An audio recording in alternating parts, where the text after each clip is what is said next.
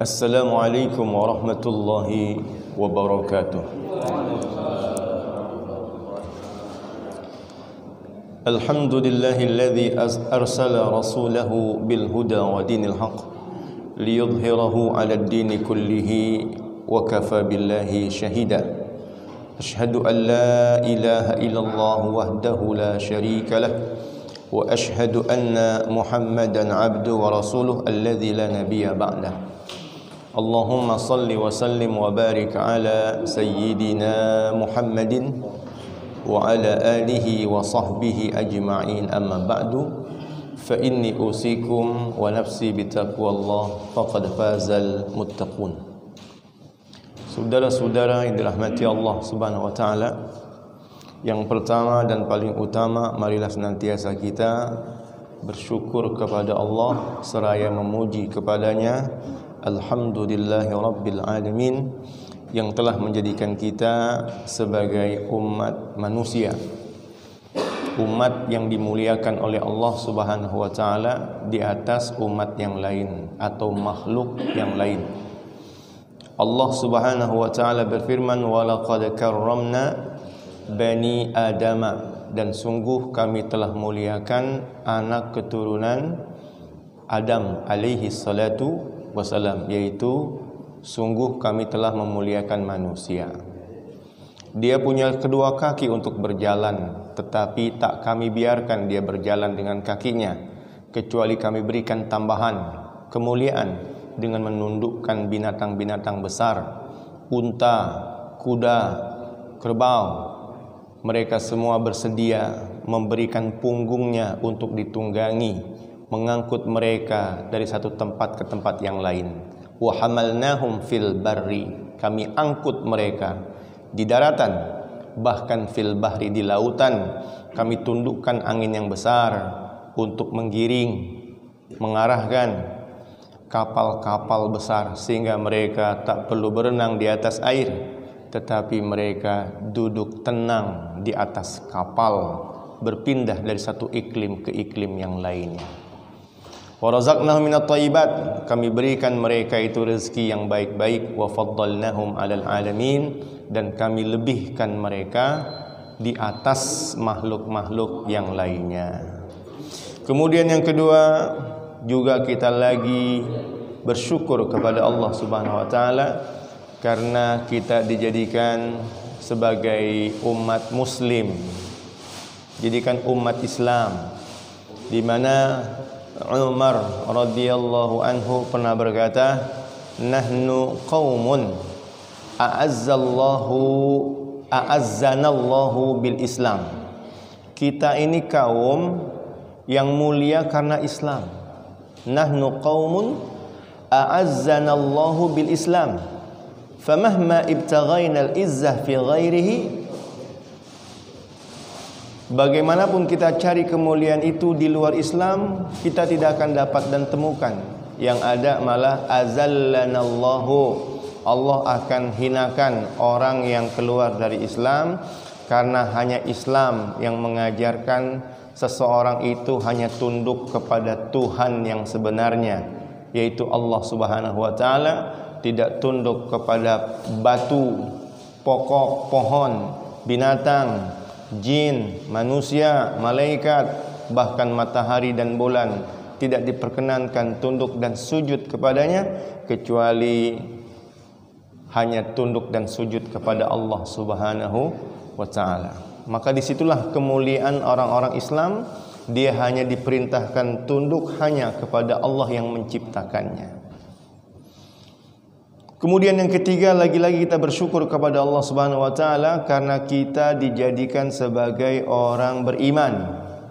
Hadirnya kita di masjid ini untuk menunaikan salat, ini panggilan untuk orang yang beriman. Ya ayyuhalladzina amanu idza nudiya lis-shalah, wahai orang-orang beriman, jika dipanggil untuk mengerjakan salat.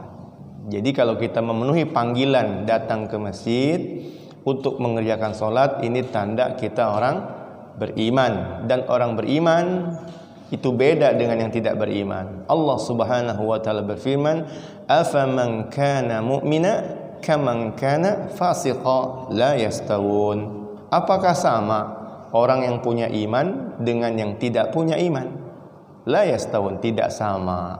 Kenapa tidak sama? Yarfa'illah, Allah mengangkat. Yarfa'illahu allazina amanu minkum, orang beriman diangkat oleh Allah derajatnya beberapa derajat. Yarfa'illahu allazina amanu minkum walladzina utul ilma darajat.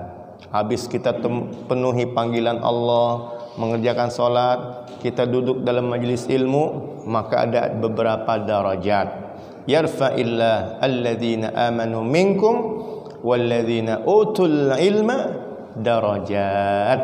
Saudara-saudara yang dirahmati Allah Subhanahu wa taala, maka dalam hadis Jibril terkenal itu bahwa Nabi itu ditanya tentang Islam, kemudian meningkat ditanya tentang iman, kemudian meningkat ditanya tentang ihsan. Kata alim ulama, fataraqqa, jadi dilihat kenaikan tingkat, fataraqqa minal a'ammi ilal akhas, dari perkara yang umum menuju ke perkara yang lebih khusus, summa ilal akhassi minhu, lalu menuju lagi kepada yang paling khusus, dari Islam menuju iman, dari iman menuju ihsan.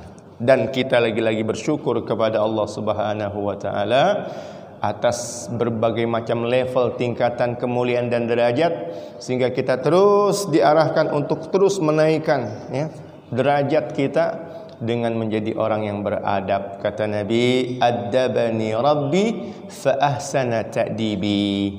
Tuhanku telah mendidikku adab, maka sebaik-baik pelajaran adab adalah pelajaran adab yang diberikan Tuhan kepadaku.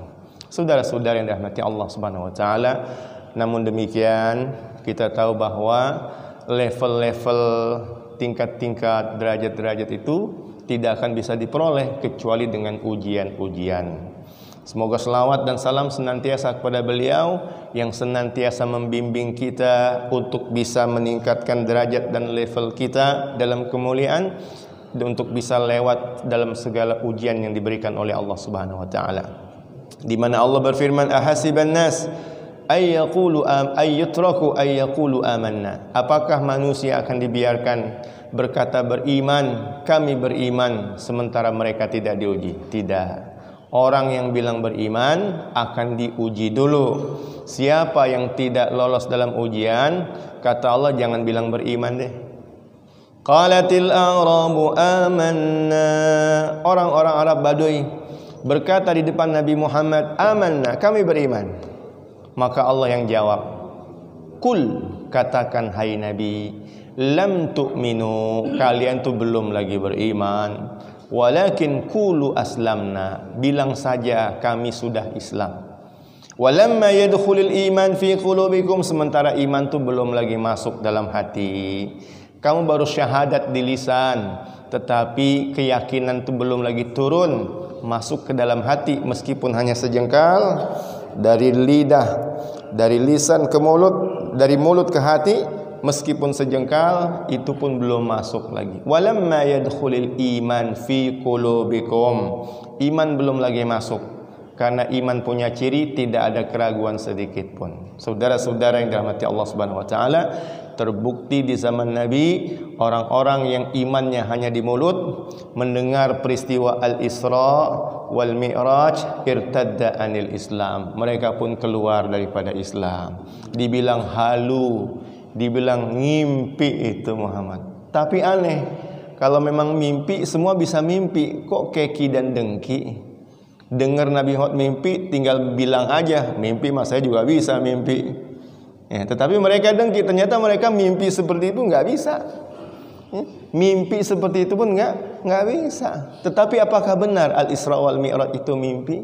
Saudara-saudari yang dirahmati Allah Subhanahu wa taala, peristiwa Al-Isra wal Mi'raj itu mesti kita dekati dengan pendekatan iman. Dia tidak bisa seperti orang yang mengukur kayu panjang dengan mistar penggaris yang hanya 30 cm, ya. Lalu dia potong kayunya agar sesuai dengan mistarnya. Tidak bisa seperti itu. Mengukur Al-Isra wal Mi'raj nggak bisa mengukur seperti tukang kayu. diukur kayu yang panjang, mistar 30, dipotong seperti 30. Ya. Kita nggak bisa mengukur peristiwa-peristiwa yang ganjil dan aneh hanya dengan akal kita yang terbatas. Mestinya akal kita yang ditambah, bukan peristiwanya yang dipotong. Saudara-saudara yang dirahmati Allah Subhanahu wa taala, maka di pagi hari ini saya akan membacakan satu buah ayat atau beberapa ayat dan hadis yang terkait dengan Al-Isra wal Mi'raj, yang di dalamnya juga ada sedikit atau beberapa adab di mana kita biasa mengkaji tentang adab-adab al-Islamiyah. Hadirin yang dirahmati Allah Subhanahu wa taala. Jadi Allah Subhanahu wa taala berfirman dalam surat Al-Isra, subhanalladzi asra bi 'abdihi lailan minal masjidil harami ilal masjidil aqsa alladzi barakna haulahu linuriyahu min ayatina innahu huwas samiul basir. Surat pertama dari surat Bani Israel atau Al-Isra.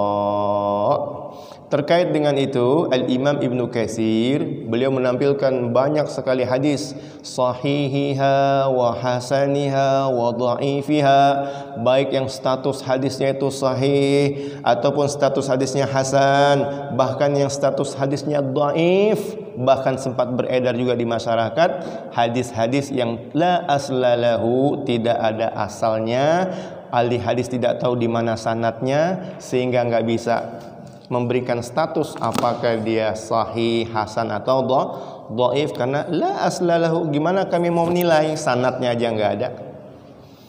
Misalnya kata orang di masyarakat, tasyahud kita dalam salat itu napak tilas dari peristiwa Al-Isra wal Mi'raj. Naiklah Nabi ke atas langit, kemudian sampai di Sidratul Muntaha. Malaikat Jibril berkata, taqaddamta ihtarakta, taqaddamtu ihtaraktu. Kau masuk, kau maju, maka akan terbuka jalan, kau bisa masuk. Taqaddamta ihtarakta, pakai kha, ihtarakta. Kata malaikat Jibril, kau maju, kau bisa masuk. Taqaddamtu, kalau saya yang maju, ihtaraktu, pakai ha, kebakar saya. Maka Nabi masuk, ucapkan salam kepada Allah, at-tahiyyatu lillah wassalawatu wattayyibat. Nabi ucapkan salam penghormatan kepada Allah. Kemudian Allah menjawab, assalamu alayka ayyuhan nabi wa rahmatullahi wa barakatuh. Nabi pun share salam dari Allah kepada semua, tidak hanya kepada dirinya. Assalamu alayna wa ala ibadillahis salihin. Maka malaikat Jibril di luar berkata, asyhadu an la ilaha illallah wa asyhadu anna Muhammadan Rasulullah. Ketika nama Muhammad disebut, maka malaikat-malaikat berkata, Allahumma salli ala Muhammad wa ala ali Muhammad. Itu kata cerita yang tersebar di masyarakat. Tasyahud kita itu napak tilas dari peristiwa bertemunya Nabi dengan Allah Subhanahu wa taala bersama dengan malaikat Jibril alaihi salatu wassalam. Tetapi kata ahli hadis, la aslalahu, kami enggak dapatan asal dari cerita itu, enggak tahu sanadnya di mana. Ya, kok bisa ada cerita seperti itu. Saudara-saudara yang dirahmati Allah Subhanahu wa taala.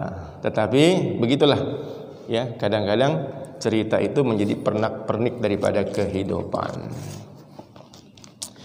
Terkait dengan peristiwa Al-Isra wal Mi'raj, dari sekian banyak hadis, saya hanya bacakan satu bagian saja mungkin, ya, yang diriwayatkan oleh Al-Imamu Ahmad. Wa qala Al-Imamu Ahmad.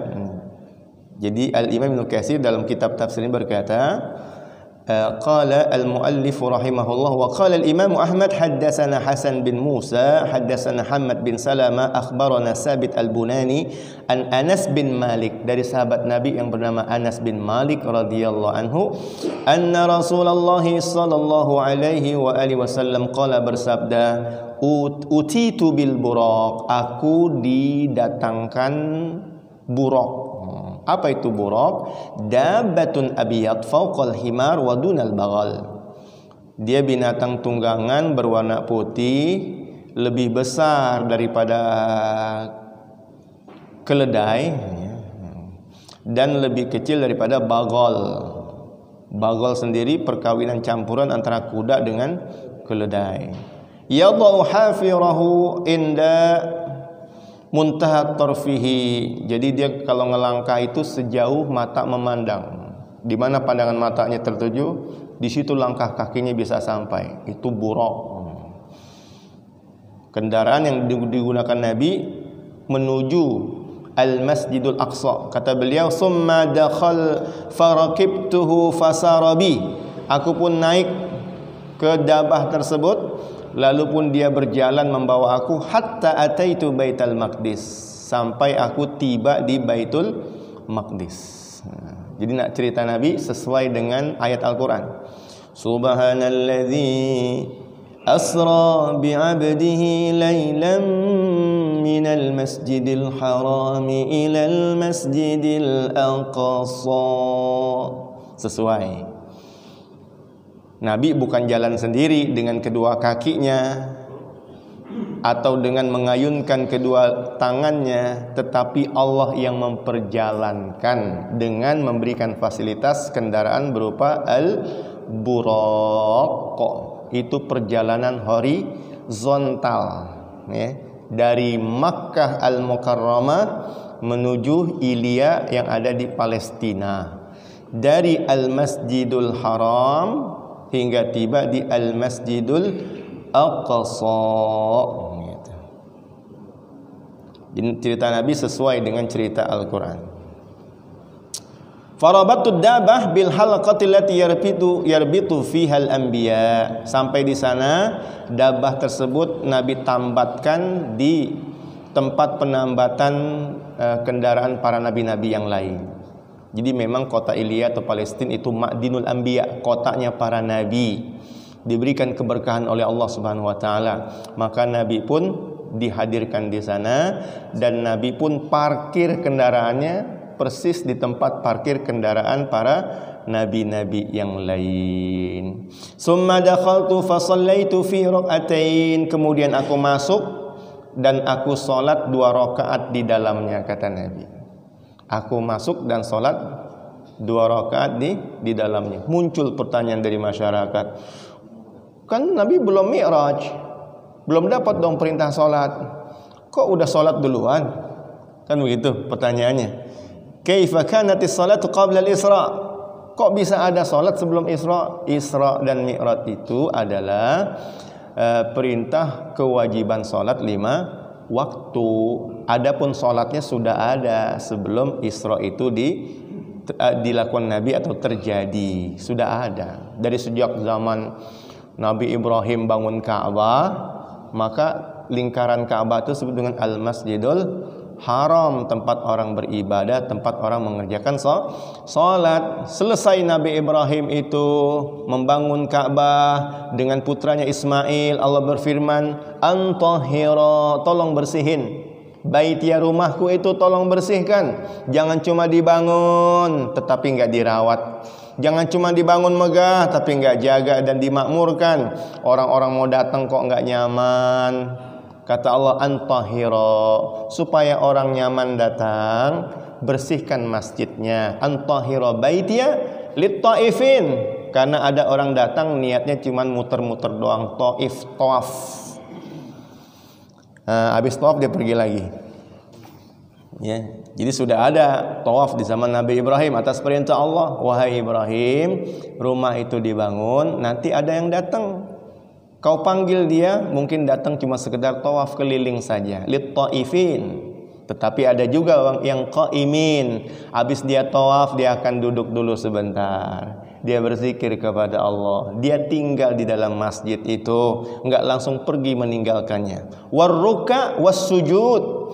Dan setelah dia sudah selesai duduk istirahat, habis keliling 7 kali haulal Ka'bah, dia kembali berdiri untuk ruku dan sujud. Di zaman Nabi Ibrahim sudah ada ruku, sudah ada sujud, sudah ada tawaf.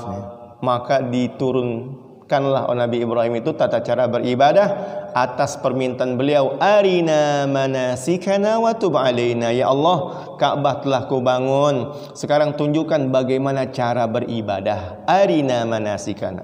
Maka di Arab itu turun-temurun ibadah itu oleh masyarakat yang dikenal dengan agamanya Al-Hanifiyah. Al-Hanifiyah. Dan Nabi Muhammad sallallahu alaihi wasallam sebelum peristiwa Al-Isra wal Mi'raj sudah melakukan salat sebagaimana Nabi Ibrahim mengerjakan salat. Hadirin yang dirahmati Allah Subhanahu wa taala. Jadi jangan sampai bingung di sini, gimana itu? Kok ada salat sebelum Isra? Sudah ada. Karena Isra dan Mi'raj adalah perintah wajibnya salat lima waktu. Adapun sebelum itu perintahnya hanya 2 kali saja, 2 rakaat saja. Maka Nabi di sini salatnya 2 rakaat. Summa dakhaltu fa shallaitu fi rak'atain. Aku masuk Masjidil Aqsa lalu aku salat 2 rakaat. Awalnya Islam itu salatnya cuma malam doang. Ya ayyuhal muzammil qumil laila illa qalila nisfahu aw inqus minhu qalila. Enggak ada batasan. Kalau udah malam Nabi salat, enggak ada batasan, yang terserah. Maka terkenal peristiwa bagaimana Abu Jahal itu berupaya dengar-dengar Nabi baca Quran dalam salatnya. Saudara-saudara yang dirahmati Allah Subhanahu wa taala, kemudian meningkat aqimis shalah tarafai nahar wa zulafa minal lail, di pagi dan sore hari. Ini salatnya qabla tulu'i syam wa qabla ghurubiha. Sebelum matahari terbit salat subuh, dan sebelum matahari tenggelam salat asar. Maka salat subuh dan asar itu menjadi salat yang diperhatikan. Kata Allah, hafizu ala salawati was salatil wusta, jagalah salat yang 5 waktu, wabil khusus salat pertengahan, yaitu asar dan subuh. Saudara-saudara yang dirahmati Allah Subhanahu wa taala, jadi sampai sini saya berikan langsung faidah tambahan langsung, ya. Pertanyaan yang beredar di masyarakat, bagaimana itu salat? Udah ada belum? Sebelum Nabi Al-Isra wal Mi'raj sudah ada. Summa dakhaltu fa shallaitu fi rak'atain thumma kharajtu. Aku salat di dalamnya 2 rakaat, kemudian aku keluar. Faja'ani Jibril bi ina'in min khamrin wa ina'in min laban. Lalu Jibril pun datang membawa wadah berisi khamr dan satu lagi berisi susu. Ya, sebagaimana adab bertamu, ya, berkunjung, maka tuan rumah atau orang yang membawa tamu itu menyuguhkan minuman. Jadi malaikat Jibril nggak basa-basi, ya, langsung aja dibawa tuh susu, langsung dibawa tuh khamar. Ya. Kalau kita kan basa-basi dulu, mau ngopi atau ngeteh nih, mikir, ngopi deh, ya kopi lagi habis, udah nawarin, pas mau kopinya udah habis. Ya udah teh aja deh, nggak usah kopi. Oh iya, tehnya juga airnya belum dipanasin. Ya udah air bening deh, air bening. Kadang-kadang kita basa-basi. Nah kalau malaikat Jibril nggak basa-basi, langsung aja.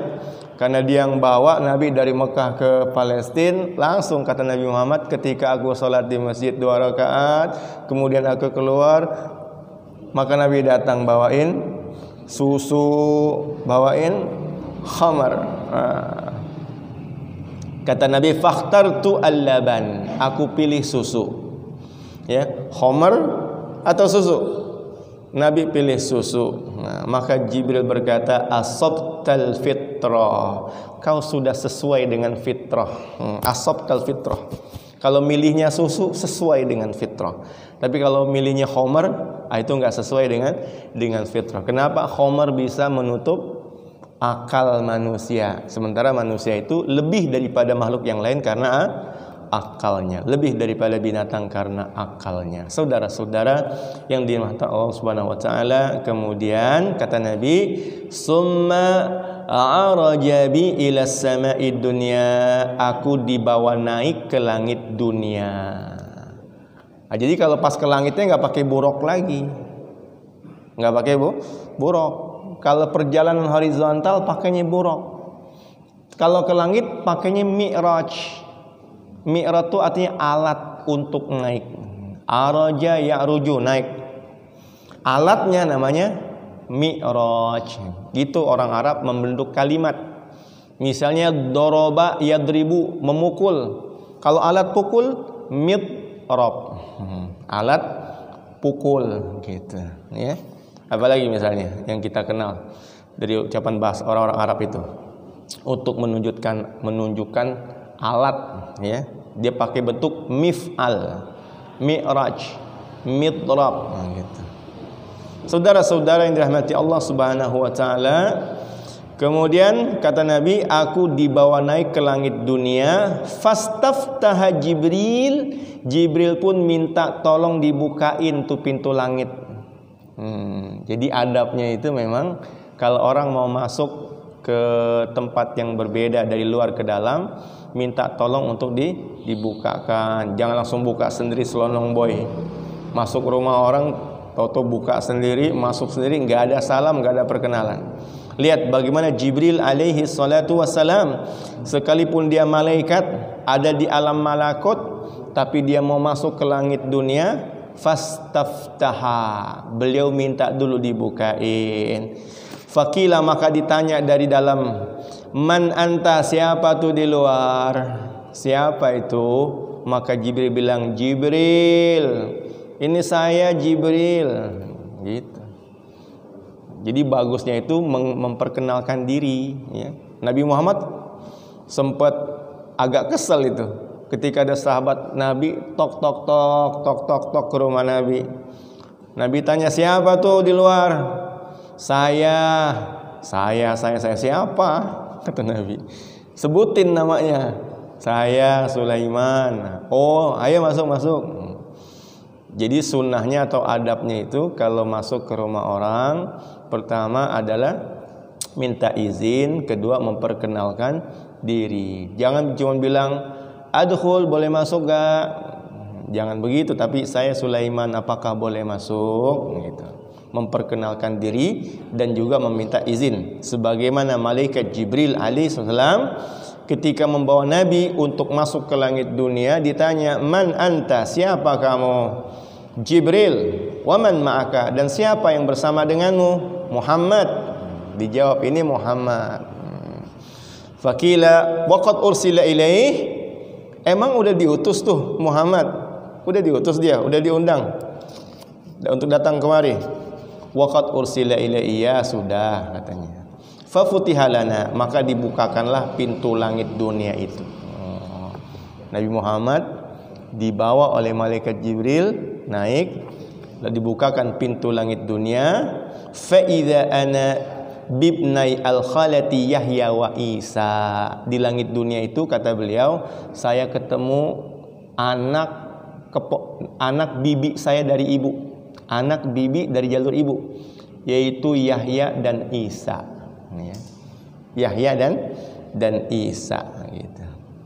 Bibnai al-khalati Yahya wa Isa, gitu. Jadi Nabi Muhammad kan turunannya ke Ismail, ya. Kalau Yahya sama Isa ke Ishak. Jadi Nabi Muhammad tuh punya persaudaraan dengan Bani Israel karena kakek buyut beliau Ismail itu kakak beradik dari lain ibu bersama dengan kakek buyut Bani Israel, yaitu Ishak. Jadi kata Nabi, ya, ketika saya masuk ke langit dunia, ternyata di situ ada dua putra bibiku dari ibu, yaitu Yahya wa Isa alaihi wassalam. Farahaba bi wa da'awali bi khair. Dua orang itu menyambut aku dan mendoakanku dengan kebaikan. Oh, gitu. Jadi adabnya itu memang ada sambutan kepada tamu yang datang, ya, dengan wajah yang sumringah, wajah yang gembira menyambut. Jangan ditadangi tamu cemberut, ya. Kenapa? Karena tamu datang membawa berkah. Saudara-saudara yang dirahmati Allah Subhanahu wa taala, maka kata Nabi, aku didoakan kebaikan oleh Yahya dan Isa. Summa rajabina ila sama'i saniyah salisah. Oh, keliru saya ini, kelewatan. Yang pertama langit dunia itu ketemu dengan Nabi Adam. Kelewatan saya bacanya. Di langit pertama ketemu dengan Nabi Adam. Nabi Adam menyambut dan mendoakan kebaikan. Kemudian naik lagi ke langit 2, minta dibukain lagi pintunya. Setelah dibuka ditanya, siapa ini? Saya Jibril sama Muhammad. Kemudian masuk ketemu dengan Yahya dan Isa. Nabi berangkat lagi ke langit ketiga. Ditanya lagi, emang udah diutus, diundang tuh orang tuh datang? Iya, dibuka pintunya, Nabi ketemu dengan Yusuf. Di langit ketiga, beliau bertemu dengan Yusuf. Nah, terkait dengan Nabi Yusuf, Nabi berkomentar, wa idza huwa qad utiya syatral husni. Nabi Yusuf itu diberikan 50% dari ketampanan makhluk. Jadi kalau ada makhluk-makhluk yang ganteng-ganteng, yang cantik-cantik, yang indah-indah dan bagus-bagus, itu 50% yang dibagi-bagi. 50%-nya dijatuhkan kepada Yusuf alaihi salatu wassalam, ya. Saudara-saudara yang dirahmati Allah Subhanahu wa taala, jadi yang merasa ganteng di masjid ini itu hanya bagian dari 50% yang disebar dari Nabi Yusuf alaihi salatu wassalam. Farahaba bi wa da'ali bi khair. Nabi Yusuf pun menyambut aku, mendoakan aku kebaikan. Summa araja bina ila sama'i rabi'ah. Kemudian naik ke langit keempat. Jibril lagi-lagi minta dibukain pintu. Ditanya dari dalam, man anta, siapa kamu? Dijawab Jibril, siapa yang bersamamu? Muhammad. Wa qad ursila ilaih, emang udah diundang dia untuk naik? Iya. Qad bu'itsa ilaih, Allah telah mengirim undangannya, dia sekarang datang memenuhi undangan. Fa futihal bab, dibukalah pintu langit yang keempat. Fa idza ana bi Idris, ketemulah Nabi Muhammad dengan Nabi Idris di langit yang keempat. Farahaba bi, dia pun menyambut aku, wa da'ali bi khair, dan mendoakan kebaikan. Kemudian beliau membaca ayat wa rafa'nahu makanan aliyah, dan telah kami angkat Idris itu ke tempat yang sangat tinggi, yaitu langit keempat. Surat Maryam. Summa araja bina ila sama'il khamisah, kemudian aku naik lagi ke langit yang kelima. Fastaftaha Jibril faqila man anta, faqala Jibril, faqila wa man ma'aka, faqala Muhammad, faqila qad ursila ilaih, qad bu'itsa ilaih. Jadi setiap langit ada pintunya. Dan di setiap pintu itu malaikat Jibril minta izin untuk masuk, memperkenalkan diri. Terus prosedurnya, emang udah diundang untuk datang? Iya, sudah diundang untuk datang. Ah, gitu. Jadi kalau nggak diundang jangan datang. Apalagi pesta perkawinan, nggak diundang kok datang, nggak boleh. Ya. Kalaupun harus datang, nanti mesti minta izin dulu dengan orang yang menyelenggarakan pesta perkawinan itu. Jadi untuk para YouTuber yang suka bikin prank di pesta perkawinan, datang nggak diundang, dia nanti mesti izin di belakangnya, ya, bahwa dia datang tanpa diundang, minta keikhlasan dan keridhaannya. Saudara-saudara yang dirahmati Allah Subhanahu wa taala, ya. Jadi adabnya adalah datang jika diundang, gitu. Apalagi terkait dengan undangan makan, karena boleh jadi orang yang mengundang itu memasak dengan takaran tertentu untuk jumlah orang tertentu, maka dia mesti datang kalau diundang. Kalau dia membawa orang lain untuk ikut datang menyertainya, dia mesti izin dulu. Boleh gak kalau saya datang nih bersama dengan istri saya? Gimana kalau anak saya yang 5 tuh saya ajak juga? Kalau yang bikin pesta bilang, iya, saya undang kamu bersama istri dan keluarga, bawa dia semua.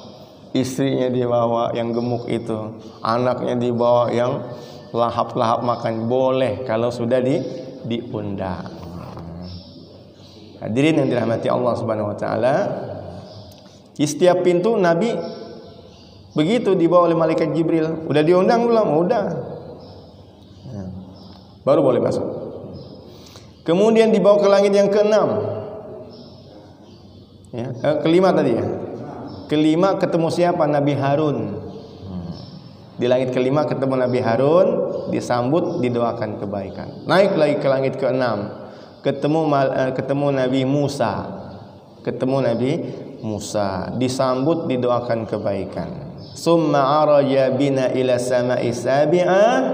Naik ke langit ketujuh, ketemu dengan Nabi Ibrahim. Kemudian terus naik. Oh, di langit ketujuh Nabi sempat komentar tentang Nabi Ibrahim. Kata Nabi, wa idza huwa mustanidun ilal baitil ma'mur. Waktu saya naik ke langit ke 7, itu saya melihat Ibrahim lagi bersandar di Al-Baitil Ma'mur, yaitu Ka'bah yang ada di langit. Jadi Ka'bah itu ada di bumi, juga ada di langit. Yang di langit disebut dengan Al-Baitul Ma'mur. Wa idza huwa yadkhuluhu kulla yawmin 70,000 malakin. Setiap harinya yang tawaf di Baitul Ma'mur, ya, masuk ke situ ada 70.000 malaikat. Summa la ya'uduna ilaih. Summa zahaba bi ila sidratil muntaha. Kemudian aku menuju ke sidratil muntaha. Bagaimanakah sidratul muntaha? Kata Nabi, daunnya itu seperti kuping gajah, ya. Sidratul muntaha bentuk daunnya seperti kuping gajah. Disitulah ada cahaya yang meliputi Nabi. Falamma ghasyiyaha min amrillah ma ghasyiyaha taghayyarat fama ahadun min khalqillah ta'ala yastati'u ayyasifaha min husniha. Enggak ada satupun makhluk yang bisa menggambarkan keindahan cahaya tersebut, ya. Maka Allah pun mewahyukan kepada Nabi dan mewajibkan kepada Nabi dalam sehari semalam 50 kali salat. Saudara-saudara, 50 kali salat ini juga bisa diartikan 50 rakaat salat. Dan dia sebenarnya jumlahnya tak dikurangi, cuman diringankan hukumnya, ya. Karena pada prakteknya sehari semalam kita bisa sholat sampai 50 rakaat. Coba kita hitung. Sholat wajib berapa rakaat? 17. Ada nggak qobliyah ba'diyah? Berapa kali? 12 tambah 29. Ada nggak sholat witir sama tahajud? Berapa? 11 jadi berapa? 40. Ada gak salat duha? Berapa? 12. Udah berapa tuh? 52. Ya. Ada salat yang lain-lain awabin, ya. Nah, jadi memang kenyataannya dalam salat semalam kita tetap salat itu bisa sampai 50 rakaat. Jadi jumlah rakaat itu nggak berkurang sebenarnya, ya. Yang berkurang itu adalah hukumnya, dari wajib menjadi sunnah. Yang diwajibkan hanya 17, sisanya hukumnya sunnah. Saudara-saudara yang dirahmati Allah Subhanahu wa taala. Jadi Al-Isra wal Mi'raj itu bukan perintah salat, tapi perintah wajib mengerjakan salat dalam sehari semalam 5 kali, yang nilainya kata Allah itu menjadi 50, ya. Fanazaltu hatta tahitu ila Musa. Aku turun melewati Nabi Ibrahim. Nabi Ibrahim diam tak bertanya. Pas turun sampai dengan Nabi Musa yang bertanya, apa yang Allah wajibkan untukmu dan umat? Maka dijawab, khamsina salatan fi kulli yaumin wa lailah. Kata Nabi Musa, irji ila rabbik, kembalilah kamu kepada Tuhan, fas'alhu at-takhfifa, lalu mintalah keringanan. Saudara-saudara yang dirahmati Allah Subhanahu wa taala, juga memberikan pencerahan tentang isu ini, ya. Teringat dengan Musa tadi. Nabi Muhammad naik ke langit untuk bertemu dengan Tuhan, mendapat perintah sholat 5 waktu. Nabi Musa pernah naik ke atas bukit Tursina. Ngapain dia? Ketemu dengan Tuhan. Nabi Ibrahim setelah dibakar di Irak, Babilonia itu, bilang saya mau pergi ke Palestina. Bilangnya apa? Inni zahibun ila rabbi sayahdin. Saya mau pergi ketemu dengan Tuhan. Jadi Nabi Ibrahim pergi ketemu Tuhan di mana? Palestina. Nabi Musa pergi ketemu Tuhan di mana? Bukit Tursina. Nabi Muhammad pergi ketemu Tuhan di mana? Di Sidratil Muntaha. Itu menunjukkan posisi nabinya. Gitu. Nah, kalau sekarang saya bilang saya mau ngelihat sunset, matahari terbenam, kemana kita pergi? Ke pantai. Itu pantai itu posisi matahari yang terbenam atau posisi kita melihat? Posisi kita melihat. Kalau saya mau ngelihat purnama di atas gunung, saya naik ke gunung, itu posisi bulannya di gunung atau saya yang di gunung? Kita yang di gunung, ya. Jadi peristiwa Al-Isra wal Mi'raj, Nabi ke langit itu menunjukkan posisi nabinya. Sebagaimana Nabi Musa pergi ke bukit bertemu dengan Tuhan, itu juga menunjukkan posisi Nabi Musa. Seperti juga Nabi Ibrahim bilang pergi Palestina bertemu dengan Tuhan, itu menunjukkan posisi Nabi Ibrahim. Kita hanya bisa berpikir tentang makhluk karena kita adalah makhluk, maka jangan dibawa ayat-ayat tersebut, hadis-hadis tersebut dengan sesuatu yang terkait dengan Tuhan itu sendiri. Karena Allah Subhanahu wa taala memberikan rekomendasi bahwa Dia dekat. Fa inni qarib, ya. Jangan berpikir tentang tempat bagi Tuhan karena Dia sudah ada sebelum adanya tempat. Yang jelas Tuhan itu qarib, bisa menjangkau. Dia bisa mendengar, Dia bisa melihat dimanapun kamu berada. Apakah kamu di langit, ataukah kamu di bumi, apakah kamu di atas gunung, apakah kamu di dalam laut, Tuhan selalu bisa menjangkau karena Dia itu namanya dan sifatnya qarib. Wa idza sa'alaka ibadi anni fa inni qarib. Allah itu dekat. Adapun tempat itu dinisbatkan kepada kita makhluk yang memang butuh kepada tempat. Saudara-saudara yang dirahmati Allah Subhanahu wa taala, kemudian akhirnya Nabi diberikan keringanan. Kewajibannya hanya 5 kali saja sehari semalam, tetapi diberikan ganjaran 50 salat. Hadirin yang dirahmati Allah Subhanahu wa taala, kemudian Nabi turun lagi ke Baitul Maqdis.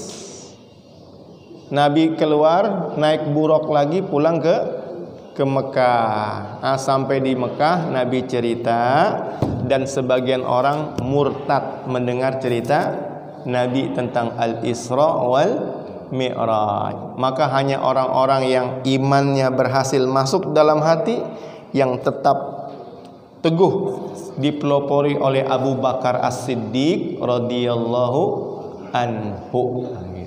Saudara-saudara yang dirahmati Allah Subhanahu wa taala. Kemudian Al-Imam Ibnu Katsir memberikan satu buah pertanyaan. Ya, sepertinya itu pertanyaan diadop dari pertanyaan masyarakat. Apakah Al-Isra wal Mi'raj itu Nabi lakukan dalam keadaan mimpi atau dalam keadaan terjaga?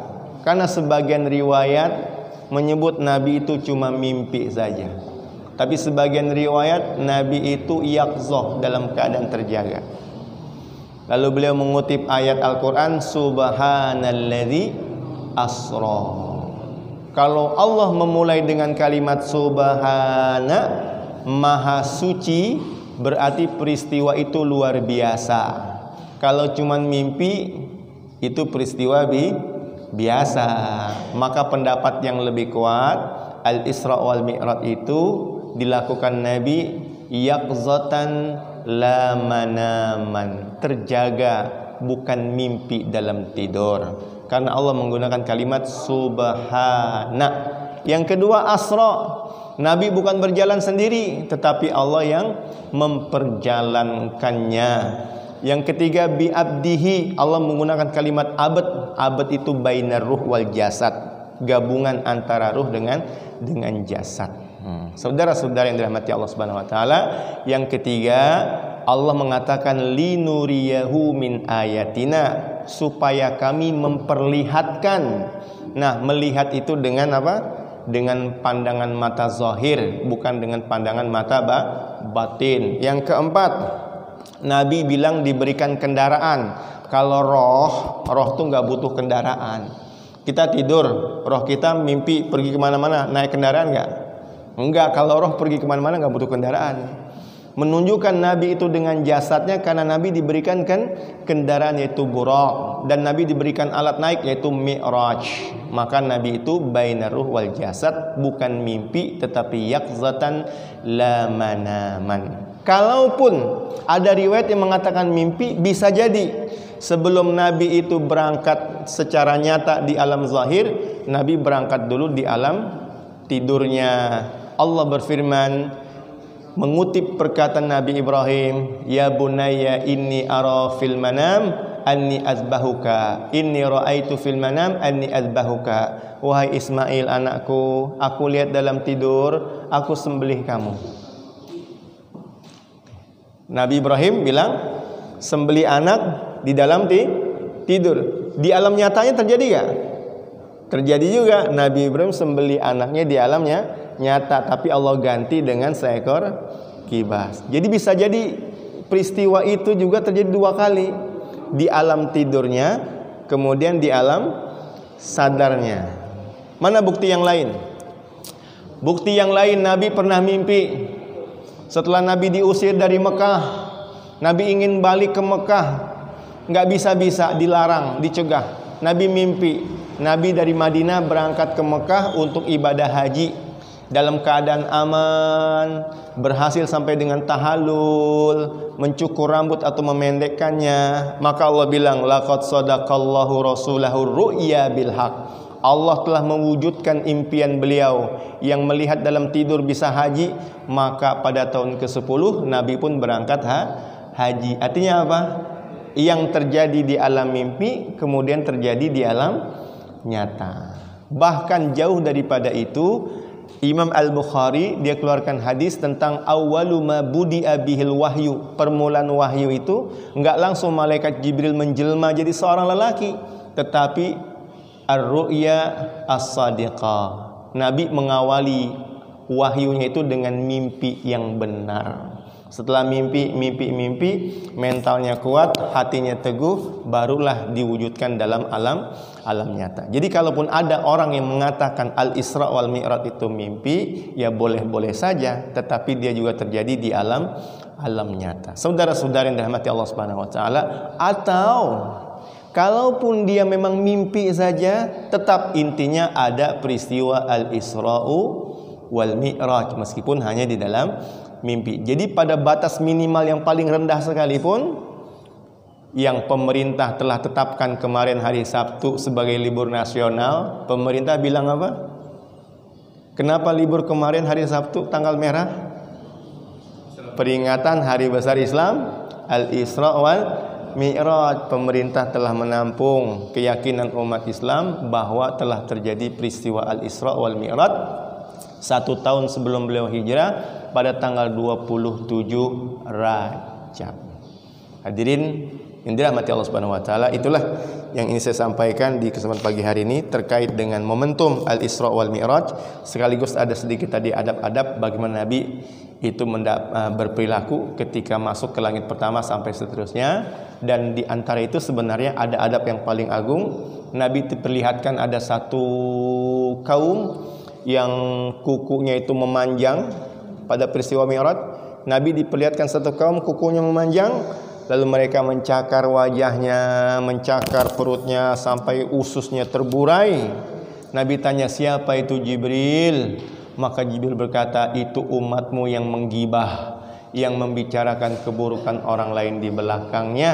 Hukumannya adalah dia akan mencakar wajah dan perutnya sendiri. Itu umatmu yang gibah dan namimah, bicara keburukan orang lain di belakang, kemudian dia sebarkan dan mengadu domba manusia yang awalnya berdamai menjadi bercerai-berai dan berselisih serta bertengkar. Wal iyadzu billah summa na'udzubillah min dzalik.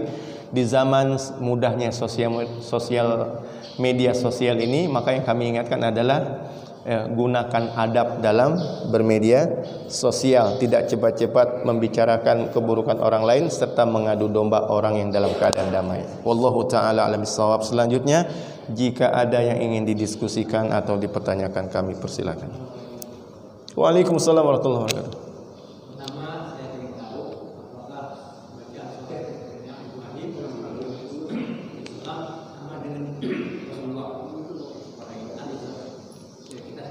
Bacaan salat Nabi Ibrahim apakah sama dengan bacaan salat Nabi Muhammad? Iya.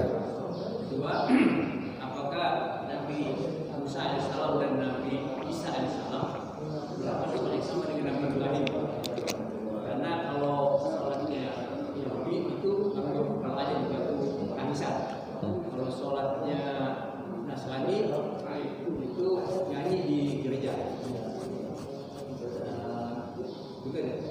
Iya, baik. Saudara-saudara, dirahmati Allah Subhanahu wa taala, ada pertanyaan, apakah bacaan salatnya Nabi Ibrahim sama dengan bacaan salat Nabi Muhammad? Apakah yang kita baca sekarang juga sama dengan bacaan mereka?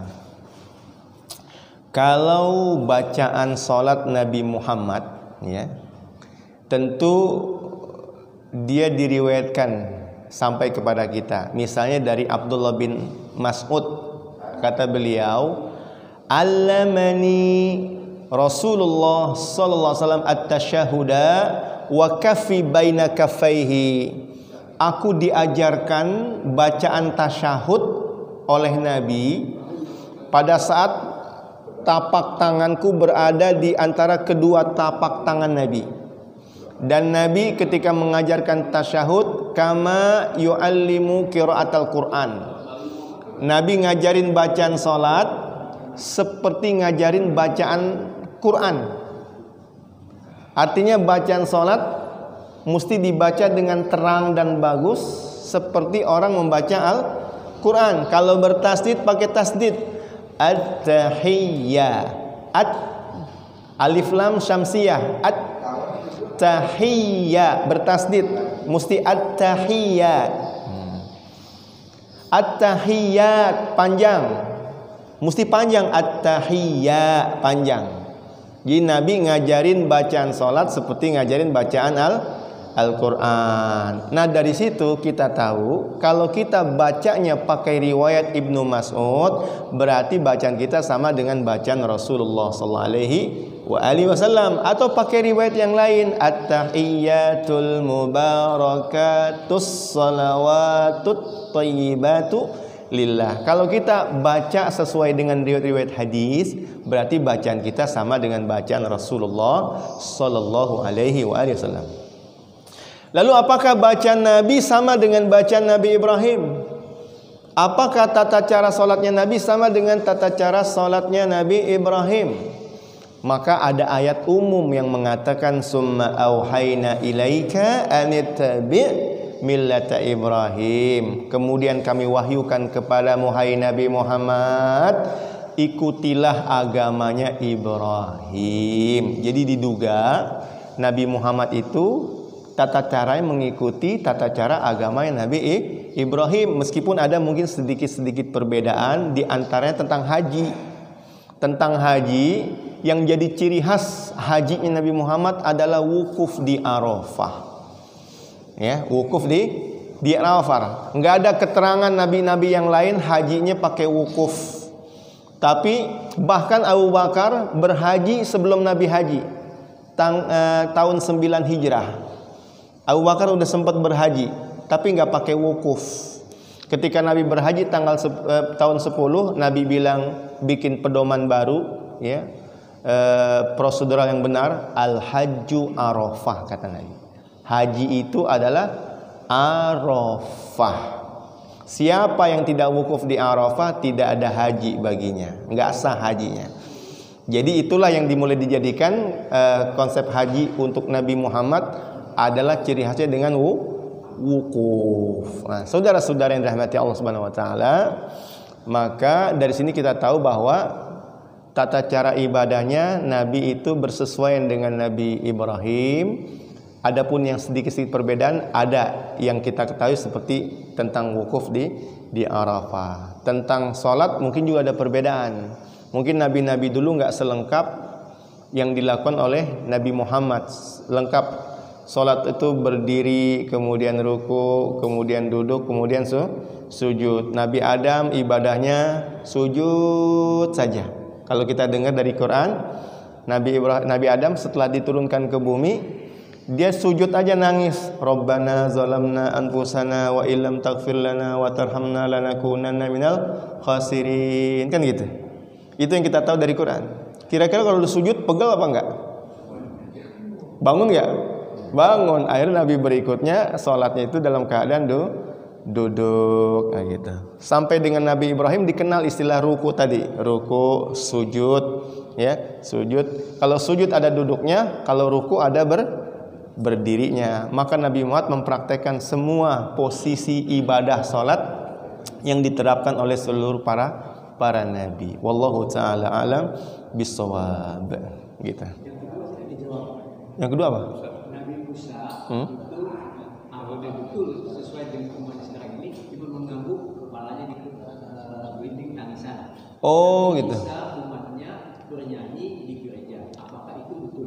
Iya, di Quran disebutin wa ma kana salatum indal baiti illa muka'an wa tasdiyah. Orang-orang musyrik, kemudian orang-orang Yahudi itu salatnya, orang-orang Nasrani ada yang cuman muka'an wa tasdiyah, ada yang tepuk tangan, ada yang ngangguk-ngangguk, ada yang apa lagi? Tasfik wa tasdiyah. Tepuk tangan, ada yang nyanyi, ada yang ngangguk. Iya disebut dalam Al-Qur'an, tapi itu melenceng dari syariat nabinya. Melenceng dari syariat Nabi. Nabi itu enggak begitu. Jadi Nabi itu dalam berdoa itu hanya menunjukkan posisi dan ucapan. Dalam sholat Nabi-Nabi itu hanya berposisi dan doa ucapan, bukan dengan gerakan-gerakan seperti tadi menepuk tangan atau meniup lilin atau mengangguk-anggukkan kepala, ya. Itu kita tidak baca itu dalam keterangan Al-Qur'an dan hadis-hadis. Jadi nabi-nabi itu diriwayatkan dalam Quran dan hadis mereka berdoa itu berposisi dan menyampaikan puja-puji kepada Allah. Bahkan Nabi mengatakan ammar ruku' was sujud fa'azzimu fihi rabba. Adapun posisi ruku dan posisi sujud itu tempat mengagungkan Tuhan, ya. Jadi posisi ruku dan sujud ucapannya ucapan pengagungan kepada Tuhan. Subhana rabbiyal azim, subhana rabbiyal a'la. Jadi saya kira dengan bacaan-bacaan itu bahwa tata cara mereka itu telah menyimpang dari tata cara beribadah yang dilakukan oleh nabi-nabi yang mereka mengklaim sebagai pengikut nabi tersebut. Wallahu taala alam bisawab. Sebagaimana ibadah haji, ya, orang musyrik ibadah haji tapi dalam keadaan telanjang.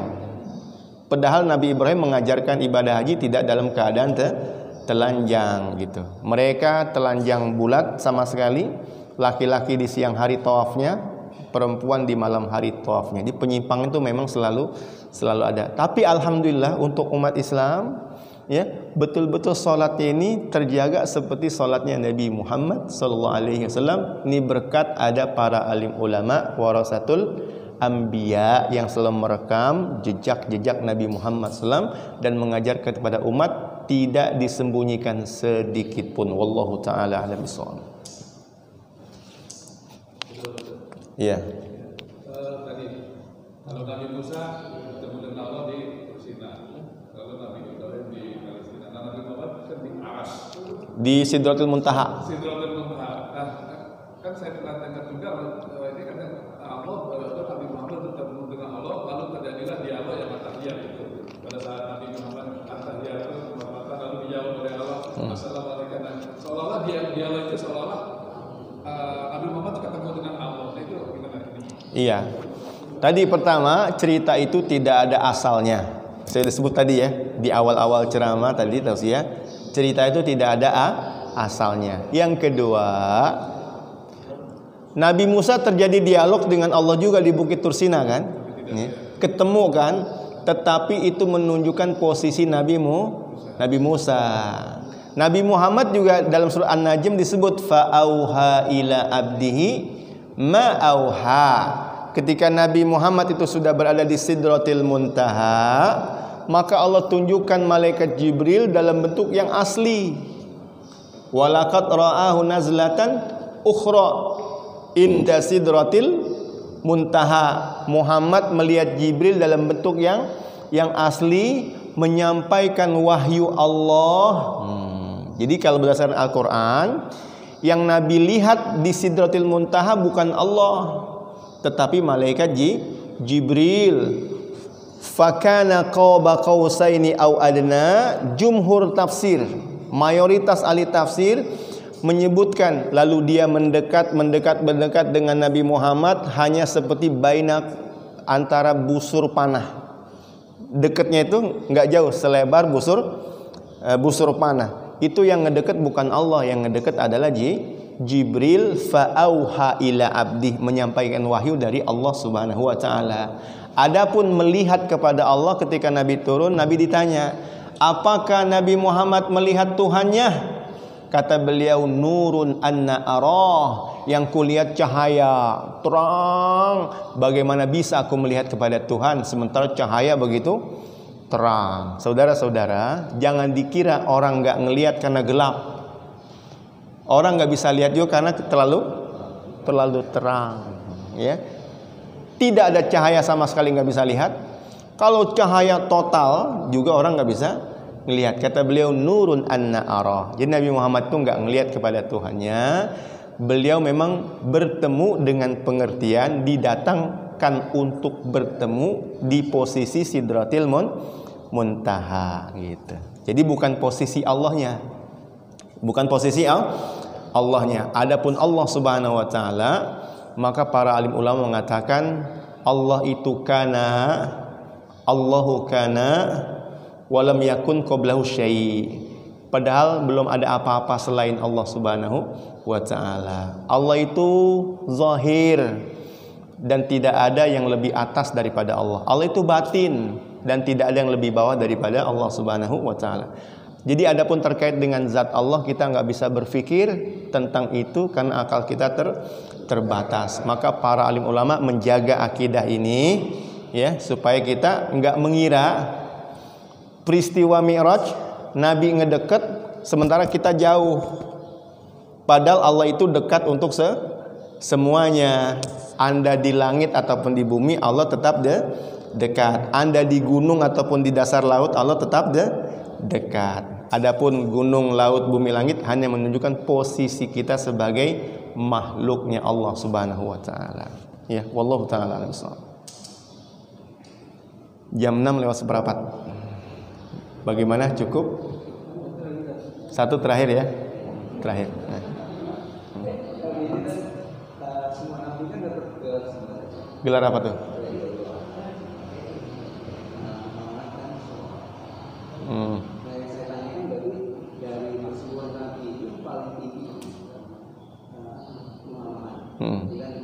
Yang pertama, apakah itu benar kalau penutup dari Nabi? Dan keduanya, apakah ada perjalanan itu SAW. Iya. Kedua kan, gelar ini kan semua ini kan dapat dari Allah. Yang kedua itu kalau yang sahabat Nabi dari Allah, apakah juga? Oke, baik, ya. Sebenarnya ucapan alaihi salatu wassalam atau sallallahu alaihi wasallam itu bukan gelar, tetapi dia doa. Doa gitu. Jadi misalnya nyebut Adam alaihi salatu wassalam, semoga melimpah kepadanya salawat dan salam dari Allah. Nabi-nabi juga begitu. Tetapi memang Nabi Muhammad itu rata-rata orang bilangnya bukan alaihi wasallam, tapi sallallahu alaihi wasallam.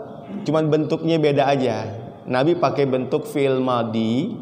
Kalau nabi-nabi yang lain pakai bentuk isim masdar namanya. Pakai isim ya, alaihi wasallam. Jadi lagi saya ulangi di sini, ucapan alaihi salam atau sallallahu alaihi wasallam itu doa bukan gelar. Termasuk radhiyallahu anhu atau radhiyallahu anha itu adalah doa. Dia bukan gelar. Jadi kita sebut Umar radhiyallahu anhu, semoga Allah meridainya. Abu Bakar As-Siddiq radhiyallahu anhu, semoga Allah meridainya. Bahkan kalimat radhiyallahu anhu bisa kita kasih juga kepada ulama-ulama yang memang diketahui kesolehan dan keilmuannya, karena dia bentuknya doa. Dalam mazhab Imam Asy-Syafi'i boleh para pengikutnya bilang Al-Imam Asy-Syafi'i radhiyallahu anhu. Boleh gak? Boleh, karena dia itu doa. Adapun kalau dia bentuk pernyataan, memang ada di Quran pernyataan Allah untuk para sahabat. Was-sabiqunal awwalun minal muhajirin wal ansar wallazina taba'ahum bi ihsan radhiyallahu anhum wa radu anhu. Allah bilang sahabat-sahabat Nabi, orang-orang Islam awal dari kalangan Muhajirin dan Ansor, dan orang-orang Islam berikutnya yang ikut wattabi'ina lahum bi ihsan radhiyallahu anhum. Kalau mereka ridha kepada Allah, Allah juga ridha kepada mereka. Maka kita pun sekarang biasa bilang raditu billahi robba wa bil islami dina. Nah, kalau kita ridho dengan Allah, Allah ridho kepada kita. Jadi RA di situ doa, bukan gelar. Kalau RA yang Kartini itu gelar ya. Di depan kan RA Kartini, Raden Ajeng gitu. Tapi kalau RA-nya di belakang itu doa radhiyallahu anhu. Gitu. Wallahu taala a'lam bishawab. Udah ya? Selesai? Cukup? Subhanakallahumma bihamdik asyhadu an la ilaha illa anta astaghfiruka wa atubu ilaik. Assalamualaikum warahmatullahi wabarakatuh.